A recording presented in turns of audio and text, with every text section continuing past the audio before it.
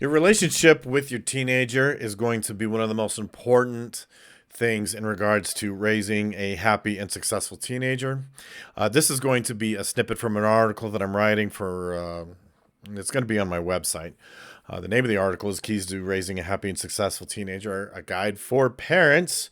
Now, doing parent coaching and helping parents with their teenagers, scoot in just a pinch here. That's better. Is One of the things that I've been doing for the span of my career. I cover a lot of areas as a therapist. If you're new here, my name's Scott. I'm a licensed therapist here in the beautiful state of Utah, and working with teenagers and working with parents, doing parent coaching, family therapy, and helping parents build a better relationship with their kid and helping them get better results with their kid is honestly some of my favorite work. It just always has been.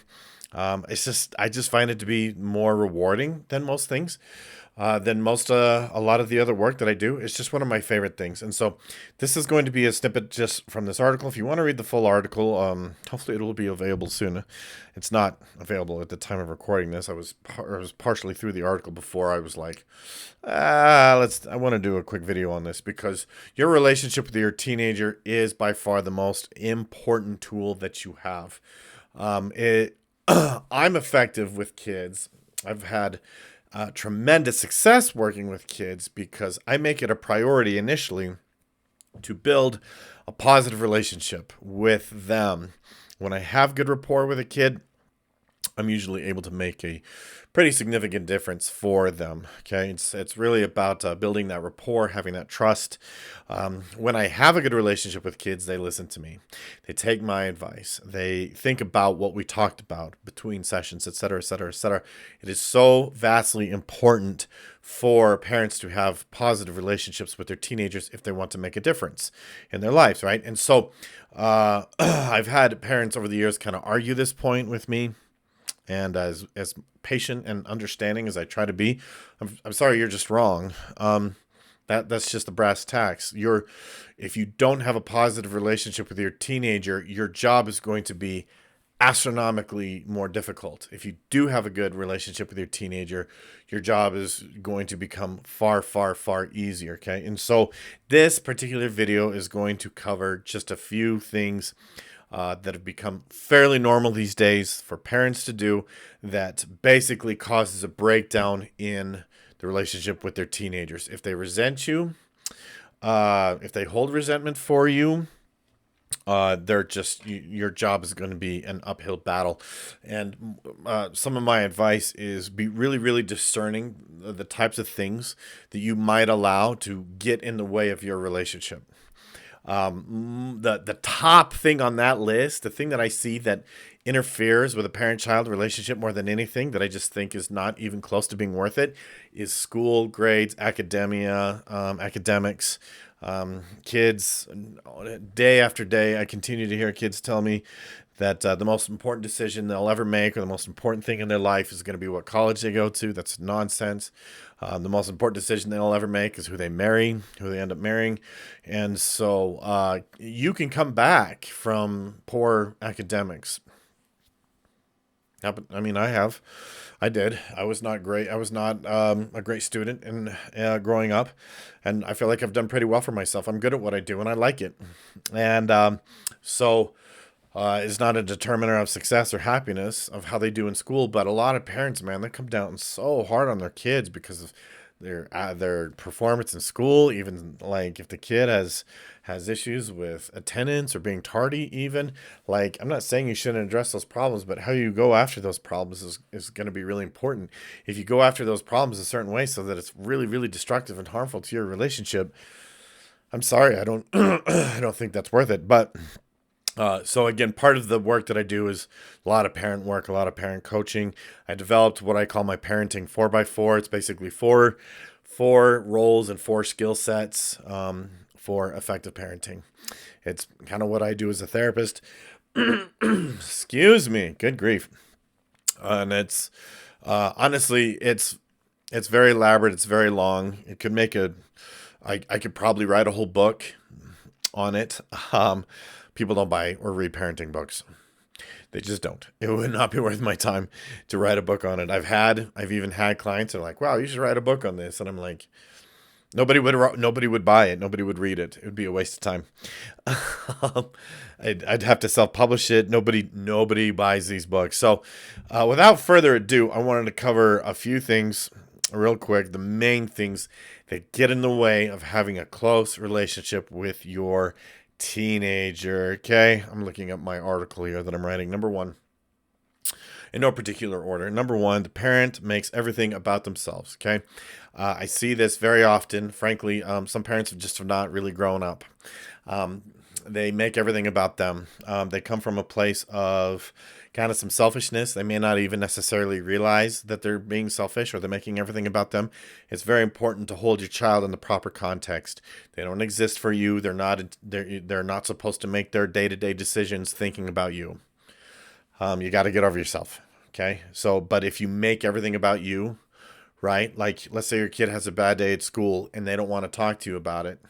And then you're upset because they don't trust you or something, right? You've turned it into something about you, right? Or if they were dishonest about something, okay, to you, and you make it about you, like you lied to me. Well, why did they lie to you?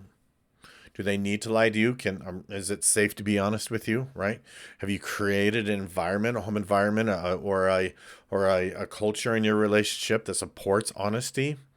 Okay, if a kid is lying to you, by the way, you probably haven't properly developed a culture in your relationship of honesty, and that's on you. Okay, so that's number one, making everything about you. If you make everything about you, the kid's gonna resent you. Okay, number two, being overly punitive. Okay, parents punish too much. Punish, punish, punish, punish, punish. Every problem that they have or every issue they have is met with punishments. And punishments are one of these things where it's subject to the law of diminished returns. The more you use it, the less effective it becomes. And so you have to be very, very choosy about how you use punishments. There are lots of other ways to change behavior or modify behavior or motivate behavior. There's lots of ways to get your kid to change what they're doing, lots of ways. But parents, they only seem to have learned to be punitive. Now, I guess being punitive and punishments can be effective if you're using corporal punishments, like the stuff I grew up with, getting hit with a belt. But I don't support that as a therapist. I just don't. Show me a parent that hits their kid with a belt, and I'll show you a kid who's going to be sneaky and doesn't have a good relationship with that parent. Right. So there's lots of ways to solve problems. This is actually part of my parenting 4x4 effective problem solving. But if you're too punitive and you're always punishing and you're punishing way too much, which a lot of parents do, you're going to lose them. Okay. They're going to resent you and your punishments are just going to lose their effectiveness. And so what happens too is, right, like parents they'll punish. And then the punish, always punishing, always with the punishments, taking things away, restricting things, prohibiting things, etc. And over time, it just loses its effectiveness. So the kid becomes resentful. The kid becomes more rebellious. And so what comes down the line? More punishments. And where does it end? Right? Then they become more resentful and more rebellious and more sneaky, and then come down more punishments. And we're not going to make a positive movement in the right direction with that approach to parenting. I'm sorry, it just doesn't work. I have found much, much, much more effective ways to go about it. Okay, number three. This is similar. Being controlling. Okay, parents are too controlling these days. Okay, and what I found is that if you have an anxious parent, that it equates to, well, they're going to soothe their anxiety by trying to control external factors. If you try to control your kids, you will inevitably harm them. In my world, control is abuse, always. The more controlling you become, the more abusive you're going to become. The more controlling you become, the more rebellious they're going to become, and the more you're going to try and control them. And just like the punishments, you're going to downward spiral really fast, and you're just going to lose them. They're not going to trust you. They're not going to like you. Your rules are going to seem arbitrary and pointless and just punitive. And frankly, they're probably right that your rules just exist to control them and not to teach them or help them grow, right? Okay, so that's number three, being controlling. Okay, this is a big one. That's a big one. Okay, it takes a lot of personal honesty to recognize when a parent is being too controlling. Okay, number 4, and then I think we'll finish with this one. These are probably the top 4 things, right? That I find anyways. Okay, not tolerating mistakes, failures, or setbacks. Okay. I think it's important to have extremely realistic expectations. Kids are going to make a lot of mistakes, and some of them are going to be big. Some of those mistakes are going to be enormous mistakes, and some are even catastrophic mistakes. They might fail classes.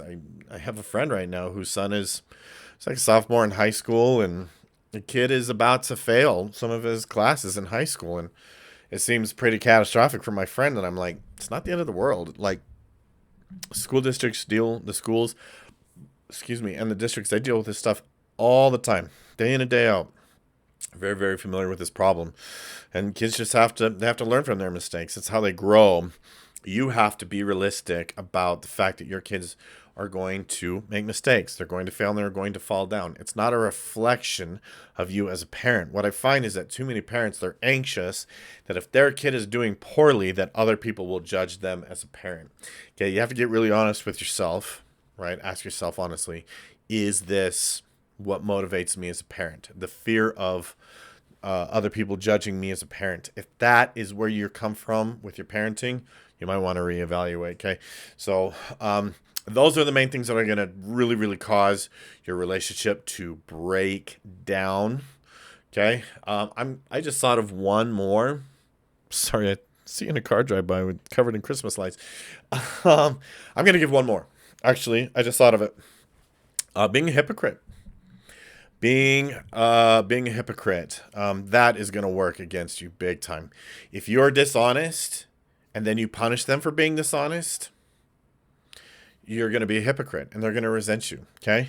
If you don't tolerate lying, but you lie, I mean, that's a big one, right? If you expect them to be respectful, but you don't respect them. And there's lots of things that parents do that disrespect kids, that are disrespectful towards kids or dishonest towards kids.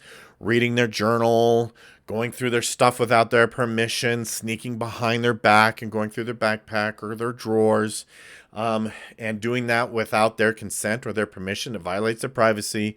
If you have good reason to do that, then there are ways to go about it. But if you're just want to check because you're anxious and you have no good reason to, you're going to violate their trust. Okay, and that's going to create a culture. They're going to consider you to be disrespectful, and that is hypocrisy because you're going to expect your kid to be respectful. Don't be a hypocrite. Okay, if you're a hypocrite, if you expect honesty when you're dishonest, etc. If you expect respect and you're disrespectful, if you expect them to follow rules but you break them, that is going to be a major. So that's number 5. Okay, hypocrisy, being a hypocrite. That is a major factor that is going to cause your relationship to break down. Okay, so in the rest of this article, I will be outlining things that will actually help support your kids in building a better relationship. If you would like some coaching, regardless if you're in my state or not, I can give you some parent coaching. This is one of the areas that I really love doing. If you put in a lot of the work, I can just about guarantee results. I have seen almost universally that when parents make changes, when parents take responsibility, their kids see it, and that's when I see the most significant results and progress with their kids' behavior. Okay, so my website, saltcitycounseling.com. Be sure to subscribe if you haven't already. Thanks for being here. We'll see you next time.